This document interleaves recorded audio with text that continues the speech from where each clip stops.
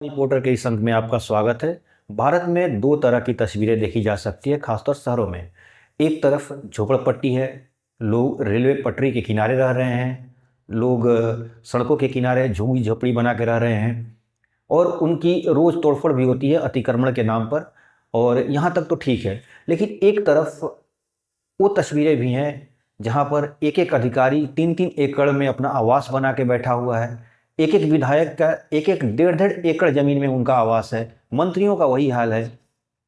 एक तरफ वो तस्वीरें हैं जहाँ पर मकान के डिजाइन में थोड़ी सी फेरबदल करने के बाद बुलडोजर आ जाता है, उस मकान को गिरा देता है। कहा जाता है कि नक्शे के हिसाब से ठीक नहीं है। एक तरफ वो भी है कि जहाँ पर कोई अगर 1 फीट जमीन के आगे अगर थोड़ी सी मकान बढ़ा के बना दे तो उसके ऊपर बुलडोजर चल जाता है। लेकिन इन सरकारी आवास में हर अधिकारी अपने हिसाब से उस अपने आवास की डिजाइन बदलते रहता है। कभी दरवाजे इधर से होना चाहिए, कभी दरवाजे उधर से होना चाहिए, लेकिन इसकी कोई परमिशन नहीं ली जाती है। अब ये सवाल है कि भारत एक डेमोक्रेसी देश है, मतलब यहाँ पर एक लोकतंत्र है और लोकतंत्र में सभी बराबर हैं। क्या राजा, क्या रंग, क्या प्रजा, यानी सब कुछ इक्वलिटी। लेकिन ये इक्वलिटी सिर्फ किताबी बातें हैं और कागजों में है। आज आप अपने शहरों में देखे होंगे, खासतौर पर डिस्ट्रिक्ट मजिस्ट्रेट का आवास जो होता है वो 3-3 एकड़ जमीन में बनता है। जो जज साहब लोग का जो आवास है, सरकारी आवास जो है, वो 2-2 एकड़ जमीन में बना हुआ है। यही हाल मंत्रियों का है, यही हाल विधायकों का भी है। एक छोटे से विधायक का आवास 3 एकड़ जमीन में सरकारी जमीन पे बना हुआ है। और एक तरफ सरकार ये रोना रोती है कि गरीबों के लिए घर बनाने के लिए हमारे पास जगह भी नहीं है। और झुग्गी झोपड़ी में लोग सड़कों के किनारे रहते हैं। और ऐसा नहीं है कि ये लोग अतिक्रमण किए हैं, ठीक है अतिक्रमण किए हैं, लेकिन ये इकोनॉमी को रन भी करा रहे हैं। वो मजदूर हैं, वो किसी फैक्ट्रियों में काम करते हैं, किसी बिल्डिंगों में काम करते हैं, किसी कंस्ट्रक्शन कंपनी में काम करते हैं जो मकान बना रही है। ऐसे में और लेकिन उनको रहने के लिए वही झुग्गी झोपड़ी में वो अपना रख के अपना गुजारा करते हैं, क्योंकि वो अफोर्ड नहीं कर सकते हैं किराए पर मकान। तो अब सवाल ये होता है कि क्या ये व्यवस्था समान है? क्या लोकतंत्र में जो बातें की गई हैं कि सभी नागरिक समान है, तो क्या यहाँ पर समान है? अधिकारियों का ऐसा क्या अधिकार है?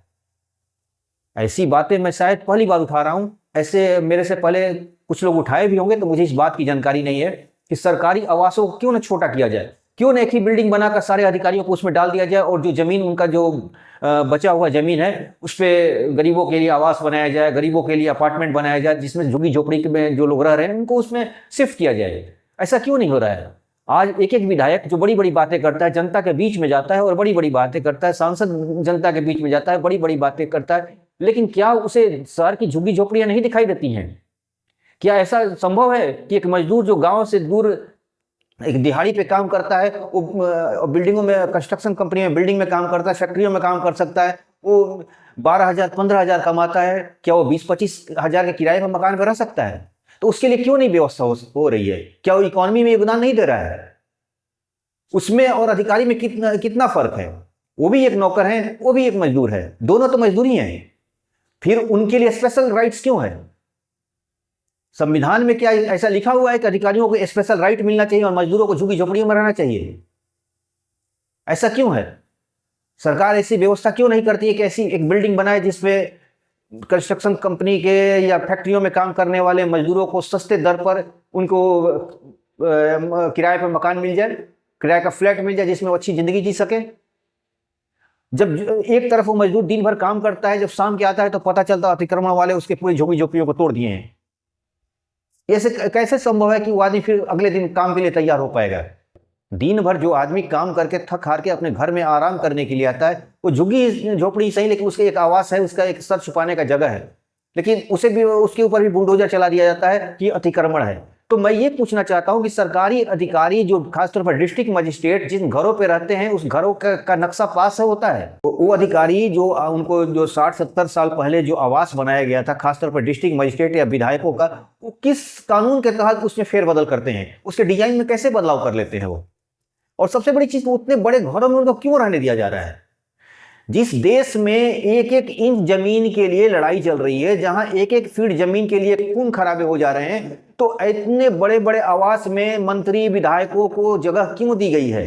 क्यों नहीं उनको एक बिल्डिंग बनाकर सारे विधायकों को उसी बिल्डिंग में एक एक फ्लैट दे दिया जा रहा है? क्यों नहीं एक बिल्डिंग बनाकर सारे अधिकारियों को एक एक फ्लैट दे दिया जा रहा है और बाकी जमीनों पर गरीबों के लिए सस्ते आवास बनाया जाए, जिस पर किराया कम, एक मिनिमम रेट में उनको किराया दिया जाए, एक कमरा दे दिया जाए जिसमें वो रह सकें, अपने जीवन यापन कर सकें और काम पर भी आराम से जा सके और आराम से काम से लौट कर उसमें आराम भी कर सके। ऐसा क्यों नहीं हो रहा है? आज भी शहरों की झोपड़पट्टियां इसलिए बढ़ रही हैं कि ना कंपनियां उनकी अपने मजदूरों की जिम्मेदारी ले रही है, ना सरकार जिम्मेदारी ले रही है। वो मजदूर गांव छोड़कर शहर में जाते हैं, उस फैक्ट्रियों में काम करते हैं, उन फैक्ट्रियों में अपना खून पसीना बहाते हैं, लेकिन जब वो घर आते हैं तो उनके पास रहने के लिए कुछ नहीं है, तो सड़कों पर एक झुग्गी झोपड़ी बनाकर वो रहते हैं। इस पर किसका ध्यान जाएगा? इस मुद्दे को मीडिया क्यों नहीं उठाती है? इस मुद्दे पर संसद में चर्चा क्यों नहीं होती है? क्यों इतने बड़े बड़े आवास में अधिकारी रहेंगे? क्यों इतने बड़े बड़े आवास में मंत्री और विधायक रहेंगे? उन्हें छोटे आवास में क्यों नहीं शिफ्ट किया जा रहा है?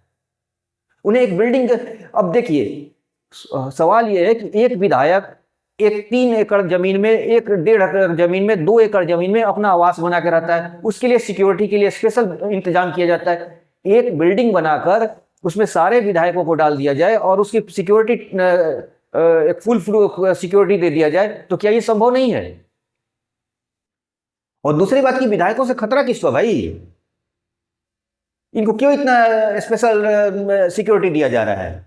ये इनको तो जनता के बीच में रहने वाले लोग हैं ये, तो ये जब इतनी सिक्योरिटी में रहेंगे तो जनता उनके पास उनसे कांटेक्ट कैसे करेगी? क्या विधायक और मंत्रियों को इतनी सिक्योरिटी चाहिए कि जिसमें जनता ही उनसे नहीं मिल पाए? जिस जनता के लिए वो बने हैं, जिस जनता की समस्याओं को सुनने के लिए वो बने, उनके ऊपर सिक्योरिटी इतना लगा दिया जाए कि जनता से उनका कांटेक्ट ही न रहे। ये एक सवाल है। ये सवाल मेरा अगर गलत है तो आप इस पर कमेंट करिए। एक तरफ झुग्गी झोपड़ी है जिसमें सड़कों के किनारे, रेलवे पटरी के किनारे लोग नरकीय जीवन में जी रहे हैं, और एक तरफ सरकारी अधिकारी, मंत्री, विधायक के बड़े बड़े आवास दिए गए हैं। ये सवाल न मीडिया उठा रही है, न संसद में कभी सवाल इस तरह के मुद्दे उठाए जा रहे हैं। हम और आप जैसे सैकड़ों लोग कभी डीएम आवास के बगल से, कभी विधायकों के आवास के बगल से, कभी मंत्रियों और सांसदों के आवास के बगल से गुजरते होंगे, लेकिन शायद ही किसी ने नोटिस किया होगा कि एक विधायक, एक मंत्री और इन सरकारी अधिकारियों को इतने बड़े बड़े आवास क्यों होते हैं। उनकी भी एक छोटी सी फैमिली है जिनका 3-4 कमरों में उनका गुजारा होने वाला हो सकता है, तो उनके बड़े बड़े आवास क्यों दिए जाते हैं? क्यों नहीं उनकी एक बिल्डिंग बनाकर एक फ्लैट दे दिया जाता है और जिसमें सारे विधायक आ जाए? एक ऐसी बिल्डिंग बनाया जाए जिसमें सारे विधायक आ जाए, सारे मंत्री आ जाएं, सारे एमएलए एमपी आ जाएं, और एक ऐसी बिल्डिंग, कुछ ऐसी बिल्डिंगें बनाए जिसमें अधिकारी लोग आ जाएं और उनकी सुरक्षा दे दिया जाए। इतने बड़े बड़े आवास क्यों दिया गया है उनको? और ये एक सवाल है, और ये बहुत गंभीर सवाल है, सोचिएगा जरूर। तो आज के अंक में बस इतना ही। एक नए अंक के साथ फिर आपसे मुलाकात होगी। तब तक के लिए धन्यवाद। आपसे गुजारिश है कि हमारे चैनल को सब्सक्राइब कीजिए, लाइक कीजिए और शेयर वगैरह जरूर कीजिए। Thank you very much.